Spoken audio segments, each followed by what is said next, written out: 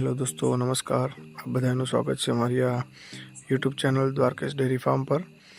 તો આ તમે આ ગાય જોઈ રહ્યા છો જે સ્ક્રીન પર, એ ગાયને આપણે એની પહેલાં ડેનમાર્ક 40128ના પ્લુટોના સીમનથી તેને એઆઈ કરાવેલું હતું, પરંતુ મિત્રો એ ગાય કન્સીવ નથી થઈ અને લગભગ 48 દિવસ પછી ફરીથી એકવાર રિપીટ થઈ હતી। તો એને ડિસ્ચાર્જ બહુ આપ્યો હતો આ વખતે, એટલે એની પહેલાં ગરમીમાં આવી છે કદાચ, પણ મને કોઈ ધ્યાન ના રહ્યું હોય એવું બધું કોઈ પણ પ્રોબ્લેમ બની હોઈ શકે છે। તો આ વખતે ફરીથી એ ગાયને આપણે ડેનમાર્ક 40128નું પ્લુટો જ સીમનથી એને એઆઈ કર્યું છે, ગાય કન્સીવ થઈ જાય। કારણ કે વારંવાર ગાય રિપીટ થાય એટલે બીજું તો ઠીક છે, સીમનના ખર્ચા તો આપણે પોકી વળી શકીએ છીએ, પરંતુ મિત્રો આપણે પાછળ જતાં એનો ડ્રાય પીરિયડ થોડો વધી જતો હોય છે અને ત્યાં આપણને નુકસાન પડતું હોય છે। મિત્રો આ વખતે કન્સીવ થઈ જાય તો બહુ સારું છે।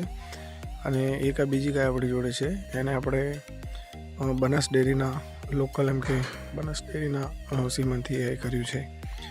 તો બંને ગાય કન્સીવ થઈ જાય તો સારું। થેન્ક યુ દોસ્તો, આજે આટલું જ। અને અમારા દરેક વિડીયો આપ જોતા રહો, કંઈક ને કંઈક નવી જાણકારી સાથે હું હાજર થઈશ। Thank you so much. Channel નવી છે તો સપોર્ટ કરજો। Thank you.